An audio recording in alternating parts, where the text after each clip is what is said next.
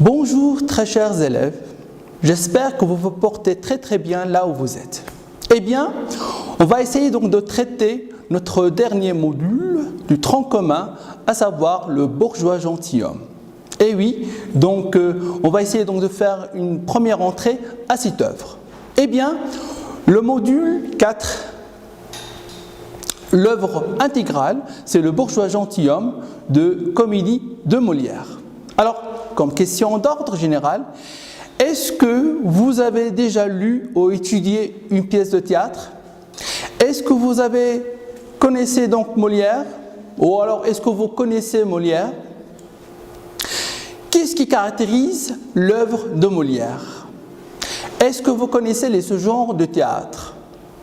Eh bien, le bourgeois gentilhomme est une comédie de Molière parue en 1670. Le théâtre est un genre littéraire comme le roman, la poésie. L'œuvre intégrale est distinguée par des dialogues entre les personnages. Ce genre comprend différents sous-genres, à savoir la comédie, la tragédie, drame, etc. Eh bien, la comédie est un genre dramatique structuré en 3 ou 5 actes. Elle met en scène des personnages ordinaires, par exemple bourgeois, valet, maître, dans des situations de la vie quotidienne telles mariage, amour, vengeance, etc. Elle met en œuvre également des différents procédés et formes du comique. Par exemple, le quiproquo, le comique des mots, de gestes, de caractères, etc. Eh bien, pour comprendre bien la comédie, il faut voir donc la dichotomie, donc la tragédie. Alors, on va voir donc les paramètres de chacun d'eux. Le paramètre du sujet, donc le sujet traité dans la comédie, puisé de la vie quotidienne, par exemple le mariage, l'argent, etc. Par contre, le sujet inspiré dans la tragédie, inspiré donc de la mythologie. Les personnages traités dans la comédie, ce sont des personnages ordinaires, bourgeois, valets, etc. Mais par contre, dans la tragédie, ce sont des personnages nobles, rois, reines, princes, princesses, héros, héroïnes, si vous voulez bien, etc. Les thèmes traités dans la comédie, si on veut, il y a donc la santé, l'argent, vie de famille, et pour la tragédie, on a la fatalité, la mort, etc. Pour la tonalité, bien sûr, la tonalité, donc, pour la comédie, elle est comique. Mais pour la tragédie, c'est tragique, pathétique, etc. Le lieu, dans la comédie, on a, si vous voulez bien, plusieurs lieux, mais dans la tragédie, on a un lieu unique. Le temps, bien sûr, traité dans la comédie, on a une journée maximum. Et pour la tragédie, la même chose, une journée maximum. Le style, bien sûr, dans la comédie, donc, il est familier. Mais dans la tragédie, il est soutenu. Le dénouement, la fin de la comédie, il est heureuse. Mais dans la tragédie, il est malheureuse. Les auteurs traitaient donc la comédie, on trouve Molière, on trouve Beaumarchais, on trouve Marivaux, mais dans la tragédie aussi, on trouve Racine, Corneille. Alors, parmi ces auteurs, on va choisir, bien sûr, notre dramaturge, si vous voulez bien, Molière. Alors, Molière, est-ce que c'est un nom? Non, c'est un surnom, si vous voulez bien. Alors, c'est quoi le nom de Molière? C'est Jean-Baptiste Poquelin. Voilà. Il est né à Paris en 1622. Il a fait ses études secondaires chez les jésuites, puis des études de droit à Orléans. À l'âge de 21 ans, il a renoncé à tout pour le théâtre. Prenant le nom de Molière, après la rencontre et la fascination des Bijards, une troupe d'acteurs s'est laissée entraîner à leur suite. Puis il a fondé avec Madeleine Bijard l'illustre théâtre. À force de la concurrence à Paris, la troupe est allée se produire en province, menant l'existence itinérante de comédiens ambulants pendant 12 ans. Il est mort à Paris en 1673. Les œuvres de Molière, on a par exemple sa première comédie, Les Tordis, en 1653, Don Juan 1665, le médecin malgré lui 1666, les femmes savantes 1671, le malade imaginaire 1673. Eh bien, c'est quoi le contexte historique de la pièce Le bourgeois gentilhomme? Alors, au XVIIe siècle, entre 1610 à 1715, la France a connu le règne de 3 rois. Et oui, de 3 rois. La société est répartie en 3 classes sociales. La noblesse, le clergé et le tiers-état. Avec la succession des guerres, la France a connu de graves famines et de nombreuses maladies, ce qui a causé une très forte mortalité de la population. La majorité de la population sont des analphabètes. L'accès à l'éducation n'est favorisé qu'à la noblesse et à la bourgeoisie. D'ailleurs, quelques femmes nobles ont joué un rôle majeur dans la littérature par leur direction des salons et des débats littéraires. Par exemple, on a Madame de Sven, Madame de Lafayette, etc. Pour servir sa gloire, le roi Louis XIV accorde des pensions à l'égard des artistes. Molière, en particulier, en bénéficiera pour jouer auprès du Palais Royal, ce qui a donné un grand essor au théâtre à l'époque.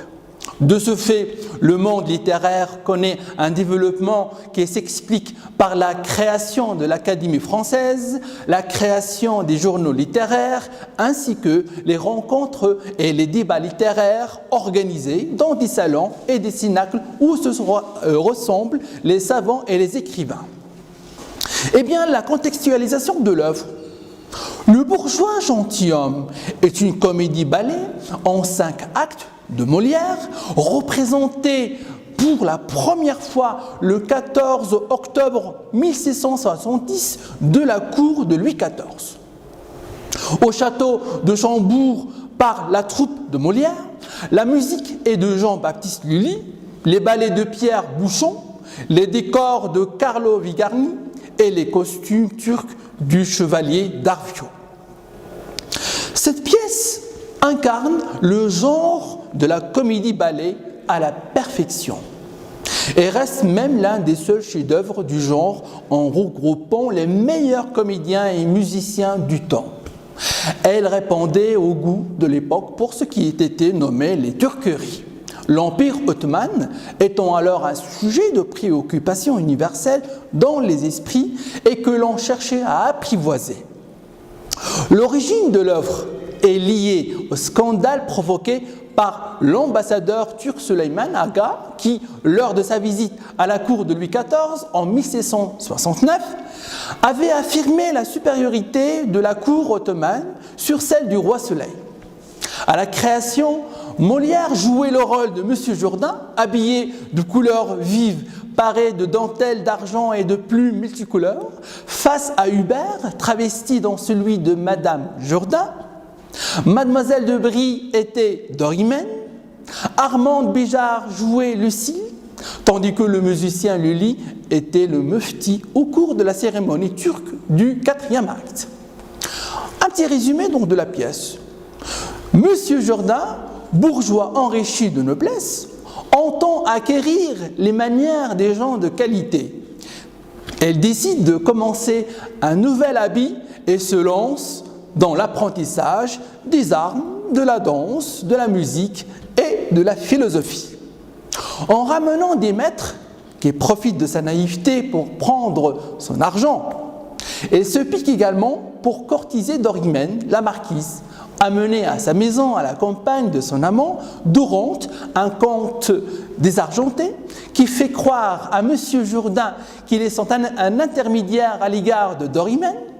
Sa femme et sa servante Nicole se moquent de lui, mais par la suite, elle s'inquiète de le voir ainsi toquer de belle manière et tente de le ramener à la réalité du prochain mariage de sa fille Lucille avec Léonte. Mais Monsieur Jourdain refuse ce dernier sous prétexte de ne pas être gentilhomme. Enfin, Covier, le valet de Cléante, décide de déguiser son maître en grand turc, afin de l'introduire dans la maison de M. Jourdain pour épouser Lucille, ce qui plaît à M. Jourdain qui a accepté ce mariage. Pour se familiariser avec les personnages, on a alors M. Jourdain, c'est un bourgeois idiot qui rêve de devenir noble. Madame Jourdain, femme de M. Jourdain, qui contrecarre les rêves de son mari. Lucille, leur fille, et l'aime Cléante, amoureux de Lucille, donc refusé par le père de cette dernière. Quevilly, valet et confident de Cléante, amoureux de Nicole. Nicole, servante de M. Jourdain, amoureuse de Quevilly. Dorante, comte ruiné qui exploite M. Jourdain, amoureux de Dorimène. Dorimène, marquise, veuve et riche, aimée par M. Jourdain et courtisée par Dorante. Eh bien, pour plus d'informations, la comédie est une pièce de théâtre ayant pour but de divertir en représentant les travers, les ridicules, des caractères et des mœurs d'une société. Alors, on a plusieurs sous-genres de comédie. On a donc la farce, la comédie d'intrigue, comédie de mœurs, comédie de caractère, comédie moralisante, comédie larmoyante, comédie sérieuse et comédie ballet. Alors, qu'est-ce que c'est comédie ballet?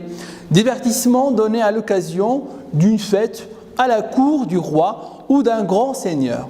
Elle est souvent pastorale et met en scène des bergers sous les biens. Et bien sûr, d'autres sous-genres. Vous avez donc qu'à lire bien donc, le tableau. Bien voilà, je vous remercie de votre suivi et je vous souhaite bon courage.